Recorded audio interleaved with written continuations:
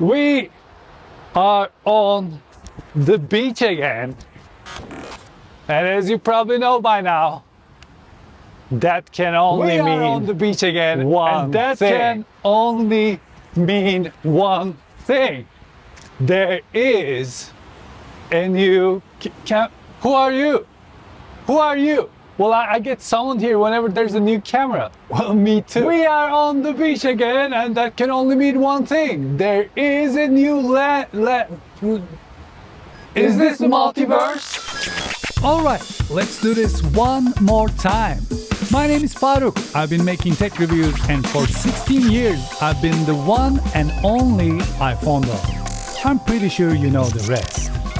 I was at Venice Beach to talk about Sony's brand new 33-megapixel full-frame hybrid compact camera, A7C Mark II, when another Faruk showed up to talk about A7CR, a 61-megapixel full-frame compact camera that can do stuff like this.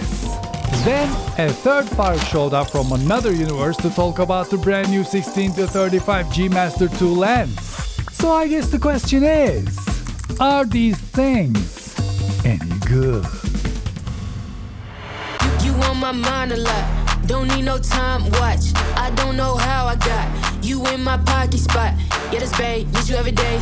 You like my oxygen, make it seem like the barging down. Got my heart no barging in, from the bed to the floor to the couch. Might wake the neighbors up, break you in then break you out. In the end we gon' make a child, then we gon' hit the shower. Part 2 we don't need no pause. You with Misty, we gon' get tipsy, don't need a power shot. Copy my steel.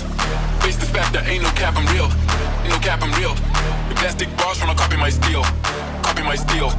Face the fact that ain't no cap, I'm real. Ain't no cap, I'm real. The plastic bars from a copy my steel. Got my heart no from the bed. Break you in then. Get us the day.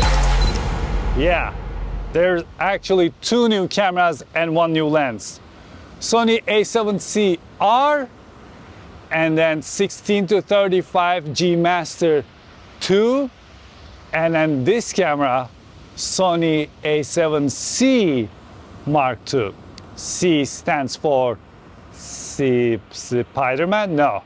C stands for compact. Let's begin with A7C II. This second generation of A7C is a 33-megapixel full-frame hybrid camera. What that means is this camera is great for photos and videos. By the way, A7C II is basically a Sony A7IV fitted into the A7C body, with the latest features like AI autofocus, auto-framing, and more. Minus the dual memory card slot, CF Express Type-A support, customizable buttons 3 and 4, joystick, full-size HDMI, and the high-quality 3.6 million dot electronic viewfinder. But it is $300 cheaper than A7IV.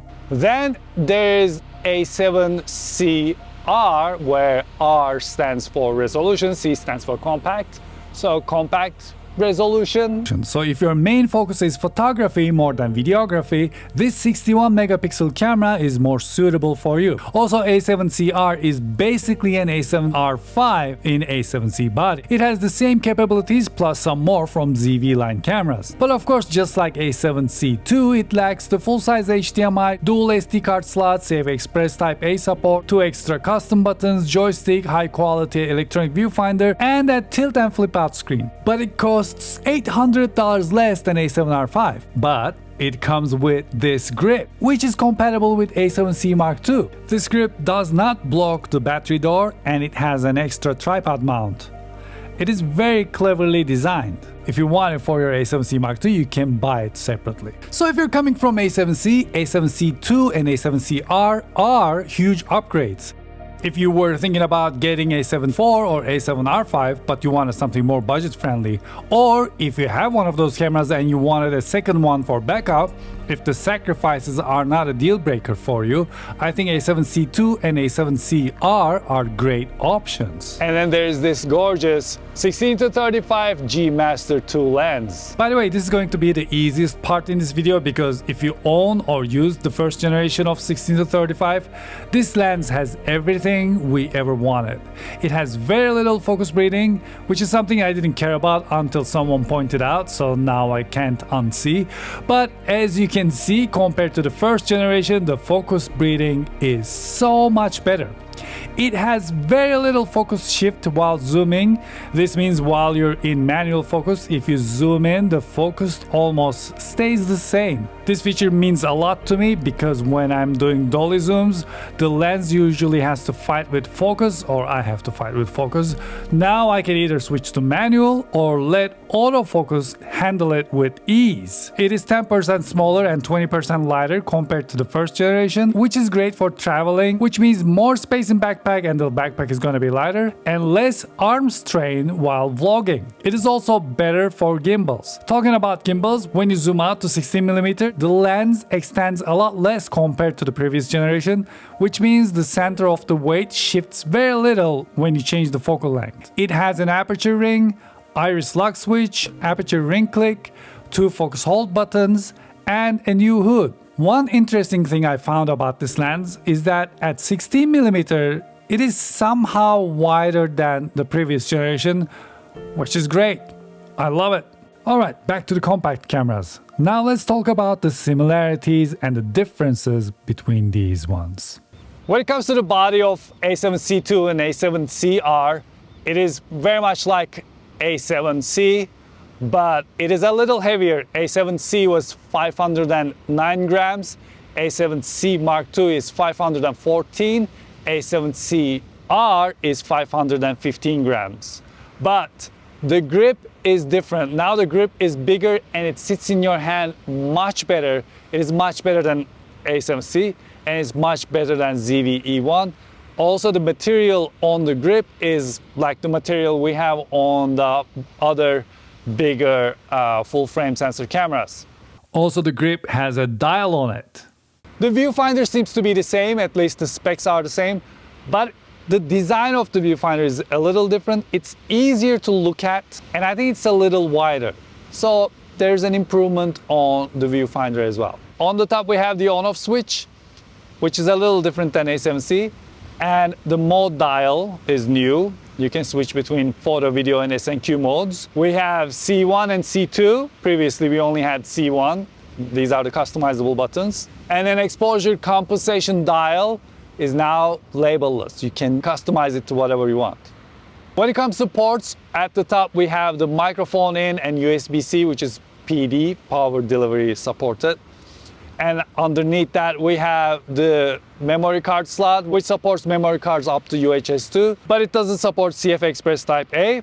And at the bottom we have the HDMI micro, the finicky micro, and next to that we have headphone out. I wish the ports were a little organized. I love A1's ports because A1 has HDMI and USB-C next to each other. What that means is when I monitor and power my camera, I only need to open one door. With this one, it's a little different, but you know, everyone's use case is different. No more dingly danglies. Finally, the strap mounts are not dangling, which is great news for audio. Flip out screen, of course, supports touch, pinch. You can swipe up for FM menu. You can swipe from the other side to get to that short selection menu where you have a couple of features. And then you can touch anything that has A rectangle on it. and change it, like f-stop, aperture, ISO, and white balance. And when it comes to the menu, it has the new menu system which supports touch. Also, did you know you can use dials to go through menus like this?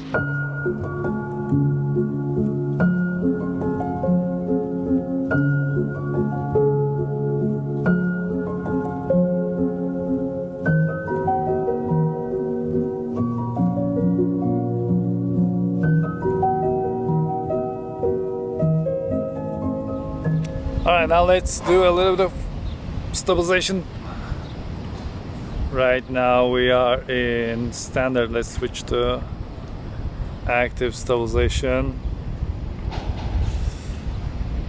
and start walking a little bit. This is, where are we now? We're at 16mm A7C II with 16 to 35 Mark II. And this is what it looks like. All right, now let's talk about video. And when it comes to video, let's first talk about the things that are same among A7C Mark II and A7CR. First of all, both can shoot up to all intra 4:2 10-bit video. They can both shoot up to 4K 30 frames per second without any crop, and when you switch to 4K 60 frames per second, it switches to APS-C mode. And because this is 33 and the other one is 61 megapixel, in regular mode you can switch to APS-C mode and film with a crop without losing too much quality if you like. I'm saying without losing too much quality because A7C II in the regular mode, in the full frame mode, oversamples from 7K, and A7CR oversamples from 6.2K. You can shoot in S-Log3, HLG, S-Cinetone, or as most people call it, S-Cinetone. That's not cinema, it's cinema, right? So I keep saying S-Cinetone because cinema. Is it cinema? Let me know in the comments below. Both cameras, ISO clears out at 3200 when you're shooting in S-Log3. Actually, let's talk about ISO performance for a second, because I think this will help you with your decision between these two cameras. On the left, we have A7C II. On the right, we have A7CR. We are in S-Log3 in 4K 24 full frame, which means the footage is oversampled. And for a clearer look at the bottom half of the screen, I raised the brightness so you can see the noise performance even better. Now watch carefully what happens when we switch to ISO 3200. The image clears out on both cameras. While I was shooting the sunset and after the sunset, this was the ISO I was in. But as you can see, the ISO performance of A7C II is better than A7CR. That's because less megapixels means the camera gathers more light, and the 7K oversampling cleans out the image more compared to 6.2K oversampling of A7CR. This is why A7C II is better for videos and A7CR is better for photos. Let's jump to ISO 32,000, where we reach the upper ISO limit of A7CR, where A7C II can go as high as ISO 51,200 or even ISO 102,400 in the extended mode. So what happens when we switch to APS-C mode? Let's compare the same camera in full frame versus APS-C mode. When we look at A7C II, as you can see in full frame mode, the ISO performance is better. When we look at higher ISO, the difference becomes much more clearer. But when we switch to A7CR in APS-C mode, the ISO performance is better than the full frame mode. So if you pick an A7R and if you like to get the best out of its video performance, I suggest you to shoot in APS-C mode if you can. However, when it comes to rolling shutter, in 4K 24 full frame mode, A7CR seems to be performing a little better than A7C II. But in 4K 24 APS-C mode, A7C II performs much better than A7CR. Anyway, where were we?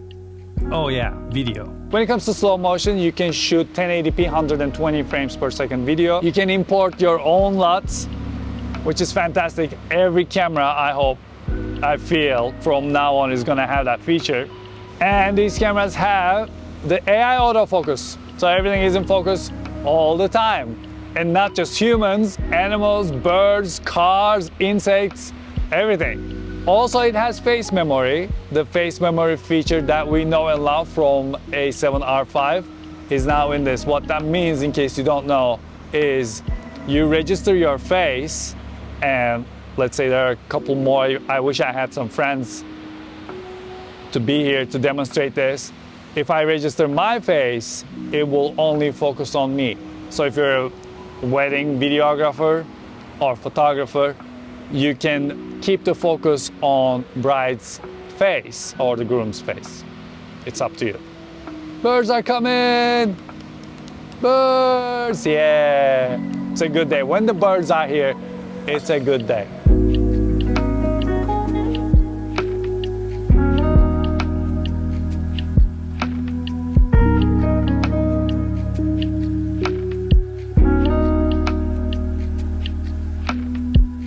We also, of course, have anti-flicker setting. With auto anti-flicker setting, what that means is it takes the time value, it calculates the time value and comes up with an shutter speed for you that takes care of the flickering. And then we have focus breathing compensation. And then we have focus mapping. We have auto framing where the camera follows you around. See this white rectangle? You can make the camera crop into that while recording and film you like that. This is a great feature if you want some action in your footage. I still hope that they add a vertical filming option so that I can film in horizontal and vertical at the same time. UVC, UAC, USB streaming supports up to 4K 30 frames per second. And we have active mode stabilization, not the dynamic that we saw recently, but it goes up to active. Now, what is different between A7C II and A7CR? As I mentioned before, A7C II oversamples this footage from 7K.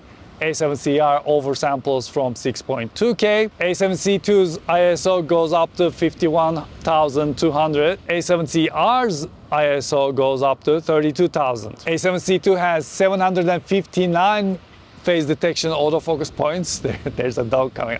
Come to me, let's be friends. No. And then A7CR has 693 phase detection autofocus points. Interestingly, A7CR has raw output, 16-bit raw output to an external recorder, which is something we don't have on A7C Mark II. 1, 2, 3.